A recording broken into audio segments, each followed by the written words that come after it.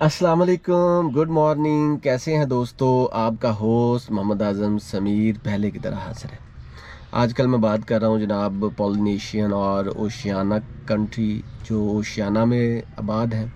Australia, New Zealand, Kiribati, न्यू नाराओ, Vanuatu, Tuvalu, Fiji, the Solomon, Samoa, ये सारे कंट्री ऐसे हैं जो कि पॉलिनेशियन या ओशियाना के कंट्री हैं।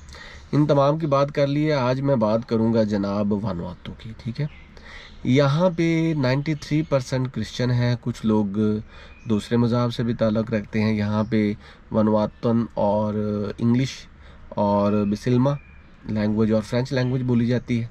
ये जनाब जज़ीरों पे मबनी छोटा सा कंट्री है। 12,000 स्क्वायर किलोमीटर इसका रकबा है। यहाँ पे आपको बहुत टाइप्स के लोग मिलेंगे। वानुआतू लोग भी हैं और फ्रेंच बोलते हैं, बिसिल्मा बोलते हैं और इंग्लिश बोलने वाले भी हैं। ठीक है, यहाँ पे अगर मज़हब की बात करें तो 93% से ज़्यादा कोई क्रिश्चियन है, बाकी दूसरे मज़हब के लोग भी हैं।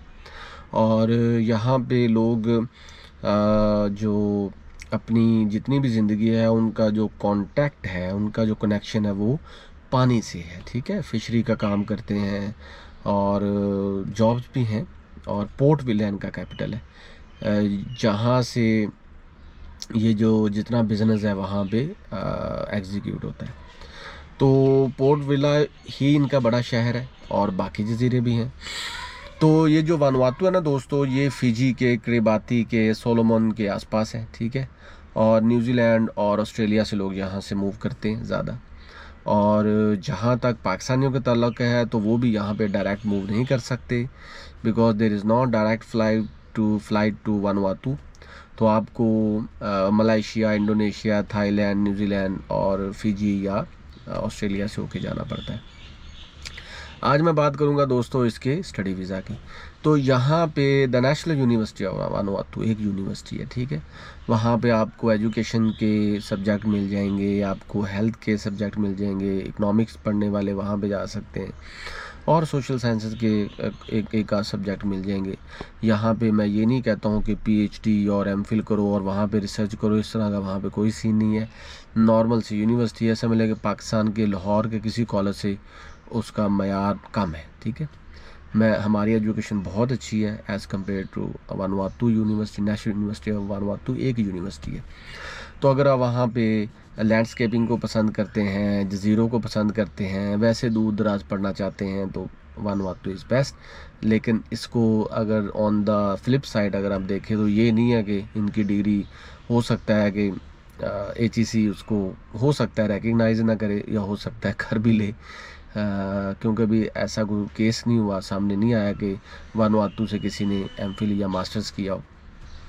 मेरी खुद नॉलेज में तो खैर नहीं है। तो अब बात करते हैं जी। सबसे पहले आपने अपने डॉक्यूमेंट्स को यूनिवर्सिटी को भेजने होते हैं या उनसे आपने बातचीत करनी होती है कि भाई मैं ये बंदा हूँ, ये मेरा सब्जेक्ट है, ये मेरी एज है, ये मेरा पासपोर्ट नंबर है, ये सारी चीज़ें और मैं यहाँ पे पढ़ना चाहता हूँ। वो आपको अगर एक्सेप्ट कर लेते हैं तो समझ लें कि पाकिस्तान का पर मंथ का कोई 25 से 30 हज़ार ख़र्चा है। ठीक है, या इससे भी थोड़ा सा ज़्यादा लगा लें, इस 50,000 के आसपास है।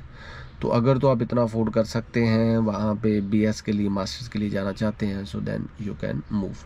तो जहाँ तक रैंकिंग का ताल्लुक है, नेशनल यूनिवर्सिटी ऑफ वानुआतू की रैंकिंग नहीं है। ठीक है, एक ख़ास नहीं है, 1000 रैंकिंग में भी नहीं आती। लेकिन ये है कि पढ़ाई के लिए यू कैन ट्रैवल।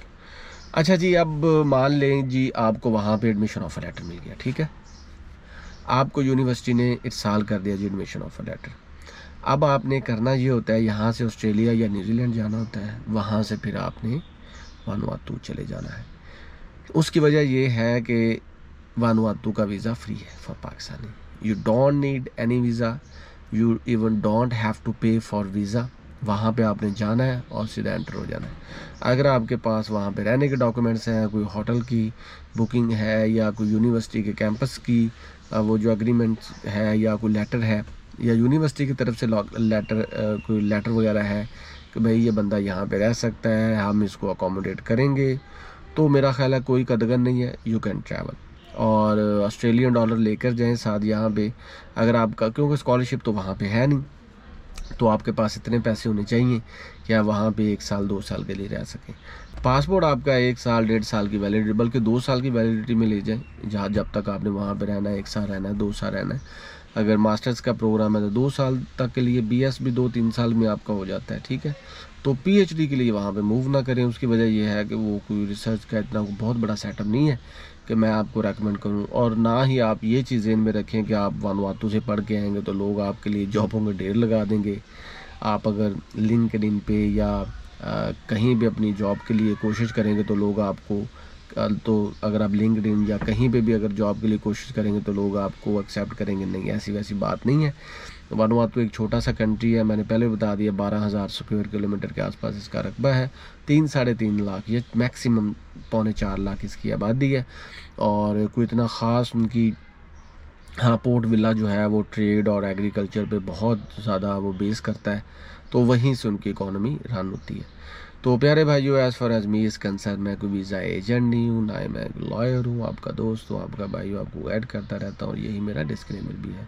तो आज तक के लिए बस इतना ही, मिलेंगे next country next visa index के साथ। तब तक के लिए अपना भरपूर ख्याल रखें, भाई को इजाज़त दें, अल्लाह हाफिज़।